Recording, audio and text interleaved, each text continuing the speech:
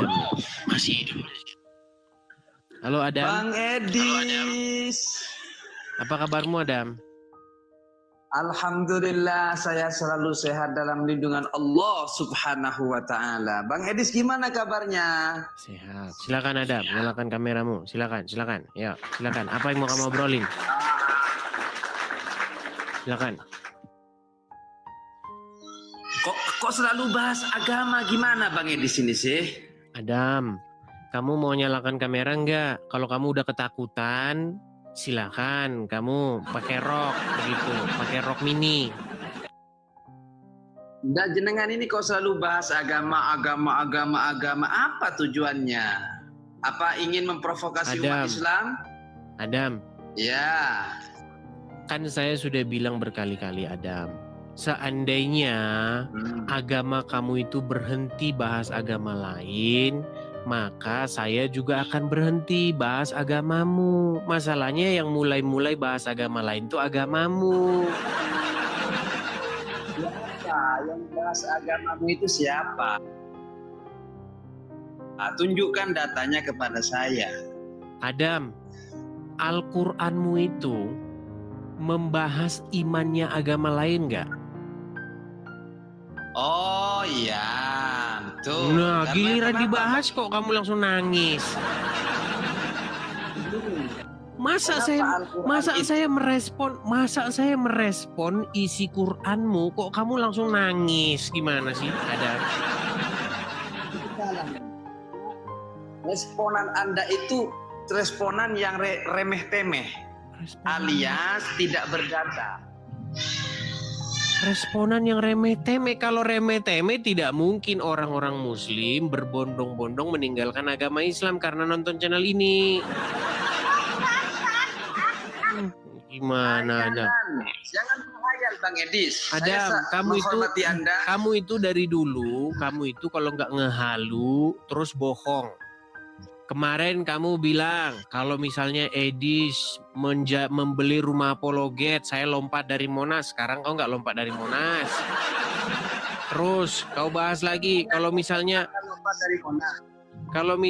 Edis mengatakan sesuatu gini tidak benar, saya lompat dari Monas. Kau nggak lompat dari Monas. Saya tidak pernah mengatakan seperti itu, Bang Edis. Saya tidak pernah mengatakan seperti itu. Masih ada videonya. Loh, tunjukkan kepada saya. Ditunjukkan juga nanti kamu ngeles. Udah ditunjukkan juga nanti kamu ngeles. Gini aja Adam, saya pengen kamu malam ini mengeluarkan sebuah statement atau membahas tema yang paling kamu kuasai. Apa yang mau kamu bahas? Oke, saya mau tanya ke Bang Edis terkait masalah ketuhanan. Gimana? Itu lagi yang kau bahas. Gak bosan-bosan kau ketuhanan itu. Coba jelasin sama saya, apa ketuhanan itu? Tuhan itu adalah sesuatu tempat bersandarnya kita kepadanya. Minta Suatu tempat pertolongan bersandar. Sesuatu sebentar. Tuhan itu menggantungkan semua pada dirinya. Tuhan itu tempat bersandar. Bukan Tuhan yang digantungkan. Ya berarti kursi dong. Bersandar. Tempat meminta. Kukira dengan cerdas Bang Edis, ternyata kayak anak TK lah. Loh. Salah. Gimana sih kamu? Kan kamu bilang Tuhan tempat bersandar. Ya berarti itu kursi bersandar. Dalam Bang Edis, kalau sekarang saya tanya sama kamu, kapan kamu bersandar kepada Allah? Gimana caranya kamu bersandar kepada Allah? Inna sholati wa nusuki wa mahyaya wa mamati lillahi rabbil alamin. Mulailah kamu ngomong gak jelas. Adam, kamu bilang sebentar, coba kamu jelasin dulu sama saya. Gini, masalahnya ngobrol sama kamu ini gak nyambung. Gini, oh Tuhan yang kamu maksud di situ adalah Allah, adalah tempat bersandar. Sekarang mau saya tunjuk sama kamu, mana yang lebih realistis? Kamu bersandar di tembok belakangmu itu apa kamu bersandar sama Allah? Coba mana? Mana yang benar? Mana yang fakta? Kamu bersandar di kursi belakangmu, tembok belakangmu, atau kamu bersandar kepada Allah? Bersandar bukan berarti secara lugawi. Paham enggak Anda ini? Ya udah, apa maksudnya bersandar? Apa maksudnya bersandar di situ? Bentar. Saya ini bukan berbicara dengan ternyata saya ini Udah bukan mulai berbicara pening dengan Bang dia. Edi. Udah mulai pening dia. Bersandar apa bersandar? Coba yang kamu maksud bersandar apa? Bersandar itu menggantungkan semua harapannya kepadanya. Menggantungkan semua harapan. Contohnya, misalnya, harapan apa yang kamu Semisal, gantungkan? Kita menginginkan cita-cita yang tinggi, ingin jadi presiden. Kita ingin menjadi menteri. Enggak, yang misal, realistis ini ya. saja, yang kamu harapkan, yang kamu gantungkan sama Allah apa? Setahu saya kalau menggantungkan Ya, itu salah satu- jemuran ini. Ini hanger nih. Nah ini tempat menggantungkan ini. Kamu gantungkan Oke. apanya yang kau gantungkan sama Allah itu apa? Coba. Hanger itu tempat Terus, menggantungkan. Iya. Tuhan Bang Edis digantung apa tidak? Hah? Aduh. Oke, baik. Ada kamu bertanya. Baik, saya jawab. Bedanya orang Kristen kalau ditanya, dijawab pertanyaannya itu. Kalau kalian ditanya pertanyaan itu, muter-muter kalian. Nih, kamu bertanya kepada saya. Tuhannya Bang Edis yang kau maksud di situ adalah Yesus, digantung atau betul? Saya jawab betul, Adam, betul. Dia digantungkan pada kayu salib. Betul. Tetapi pada hari yang ketiga ia bangkit. Tuh, saya jawab kan? Walaupun bagi kamu itu aneh, lucu, ya nggak apa-apa. Yang penting saya jawab. Itulah bedanya kita. Kalau kamu tanya sama saya tentang Kristen, saya jawab. Kalau kamu saya tanya tentang Islam, muter kamu, muter. Kayak ular. Berarti Tuhan Bang Edis ini digantung ya, bukan tempat bergantung, tapi Tuhannya yang digantung. Tempat bergantung itu gimana maksudmu? Tempat memohon berdoa kepadanya. Oh ya Ini saya jelas pakai lah, bahasa ya yang jelas. Banyak orang Kristen. Ketika Tuhan Yesus berjalan di kota-kota di Yerusalem, banyak orang-orang itu berharap meminta kepada Yesus. Contoh, ada orang buta. Dia memohon kepada Yesus. Ya Yesus anak Daud, aku ingin melihat lagi. Dia buta. Disembuhkan dia matanya orang buta. Lah terus yang disembuhkan sama Allah apa?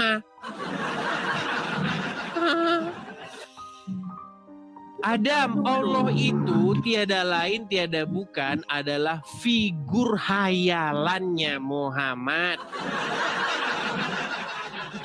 Coba sekarang gini aja. Kamu pernah nggak atau tunjukkan satu literasi di dalam Al-Quran bahwa Allah pernah melakukan mujizat atau Muhammad pernah melakukan mujizat? Pernah nggak? banyak sekali mujizat sebutin Nabi satu. Muhammad SAW. Sebutkan satu. Salah satunya bisa menyembuhkan sahabat yang terluka di kala itu. Mana? Ya, di dalam hadis Sumber Rasulullah rujukannya mana? SAW. Sumber rujukannya mana? Dalam hadis Imam Bukhari. Kalau tidak salah dalam hadis Imam Bukhari. Mana? Kemudian Sakit apa? Rasulullah itu Satu itu, jangan yang lain, satu itu dulu. Apa yang disembuhkan oleh Muhammad? mata sahabat itu copot. Ya, copot oleh Nabi Muhammad SAW. Mulai ngarang dia. Mulai ngarang bebas. Iya mana? Tunjukin nama saya. Tunjukin nama saya hadisnya. Masalahnya artinya satu Bang Edi, saya tidak bisa menunjukkan data. Adam, di dalam Qur'anmu ada satu ayat. Mereka bertanya kepadamu tentang mujizat. Katakanlah, sesungguhnya aku adalah orang-orang yang menunggu.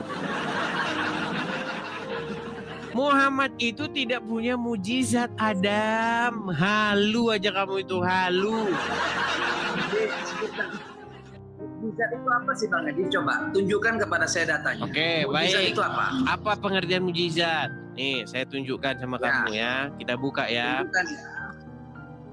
Kita ngobrol santai tanpa ada Mujizat. caci maki. Oke. Adalah. Baca. Oke. Mujizat adalah perkara, kejadian atau peristiwa luar biasa di luar kemampuan manusia dan hukum alam. Itu pengertian mujizat. Terus Contoh. Terus, jangan dipotong, terus baca. Jangan dipotong. Ya ini pengertian mujizat. Mujizat adalah suatu peristiwa yang melawan hukum alam, yang luar biasa, yang supranatural. Contoh, saya kasih contoh, misalnya, kok terus baca dulu. Terus yang masuk jurang lah. Nah, terus baca sekarang dulu. Terus baca dulu gimana sih Adam? Mujizat adalah peristiwa luar biasa. Peristiwa yang di luar hukum alam.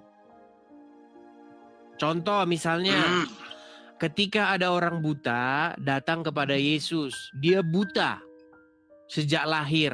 Kemudian Tuhan Yesus membuat matanya itu bisa melihat. Nah, itu yang disebut dengan mujizat. Nah, kalau mujizatnya Muhammad itu ya, dia sanggup menggauli 30 wanita.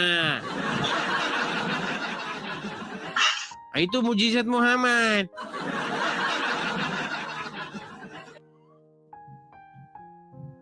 Pura-pura kau kan, pura-pura bingung kan. Betul nggak? Sekarang saya tanya, betul nggak Muhammad? Muhammad itu memiliki kekuatan seksual setara dengan 30 laki-laki? Boleh saya tanggapi? Enggak, jangan kau berbelit kalau ditanya.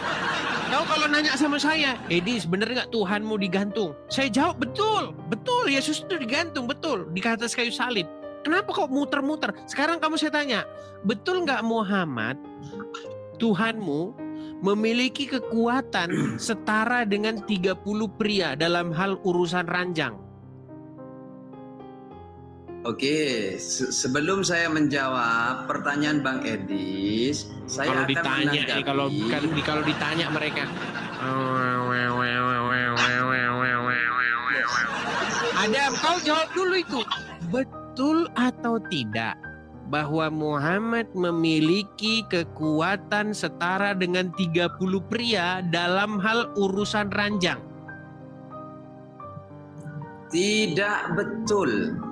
Baik, saya tunjukkan hadisnya sama kamu ya. Saya tunjukkan hadisnya. Sebentar dulu Bang. Sebentar.